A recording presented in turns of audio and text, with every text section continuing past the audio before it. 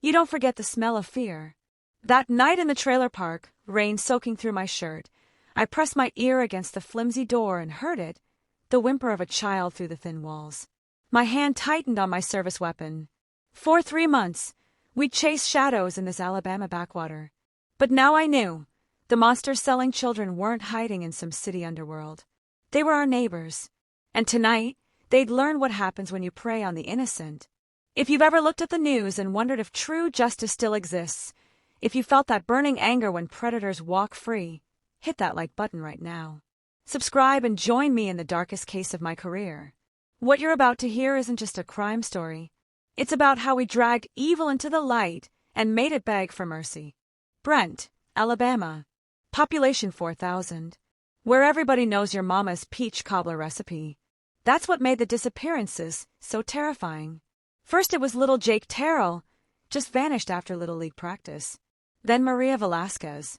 Then the Brewer twins. I was Detective Sam Carter. 22 years on force. Thought I'd seen everything. But this crawled under my skin. Every parent's nightmare walking our streets. My chief called it runaways. But when I looked at crime scene photos, those mobile homes off Cedar Creek Road, Dalton Terrell's place with the broken swing set, Andres Trejo-Velazquez trailer reeking of weed, William McElroy's junkyard of rusted cars. They were cousins, a family business of pure evil. The call came at 2:17 a.m. Dispatch. Officer needs backup at Terrell property. I beat the sirens there. Found young Deputy Miller white as chalk outside the trailer. Detective, you need to see this. The stench hit first. Stale beer and something metallic. Then I saw them. 2 little girls maybe 6 years old, drugged so heavily their eyes couldn't focus. Chains on their ankles.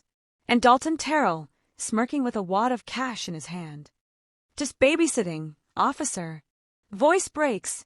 My hands shook. Not from fear. From rage. This animal was selling children like livestock.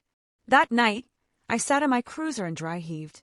My daughter's school photo stared back from the dash. That's when I made the promise.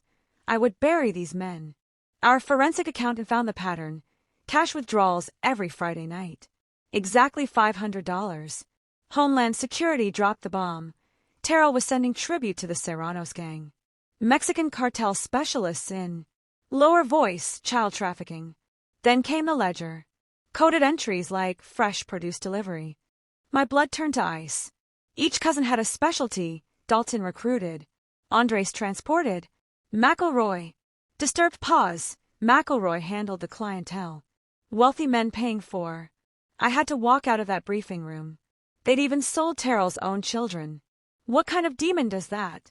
August 3rd, 114 degrees. We moved at high noon, when the meth heads would be drowsy. SWAT breached Terrell's trailer first. He came out swinging a machete. You'll never prove anything. Wrong, Dalton. We had his burner phone, full of buyer numbers. Texts arranging playdates for rich perverts. Trejo-Velazquez tried to run through the woods. Found him tangled in barbed wire, screaming about his rights. The poetry wasn't lost on me. But McElroy, oh, he was special. Had a panic room full of hard drives. Smirked as he surrendered. Without those kids talking, you got nothing. That's when I showed him the warrant for his cloud storage. His face priceless. Like watching a cockroach, realize the light isn't going off. Booking processed them at county jail. Terrell kept shouting, I know my rights. Until I leaned close, smelling his sweat fear, and whispered, Sarah Terrell's children just identified you. Your own niece drew pictures of what you did. The color drained from his face. That macho facade crumbled into snot and tears. It was just business. Outside, reporters swarmed. I pointed to the jail. Meet the face of pure evil, Alabama. And we're just getting started. 12 more buyers still hiding in plain sight.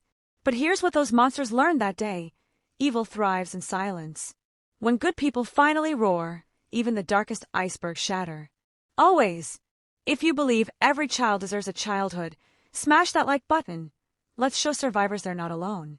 Comment below. What justice story gave you hope in humanity? Subscribe and hit the bell, because next week we're exposing how we tracked one of the wealthiest buyers to his penthouse. Until then, stay loud. Stay angry. and never stop fighting for the light.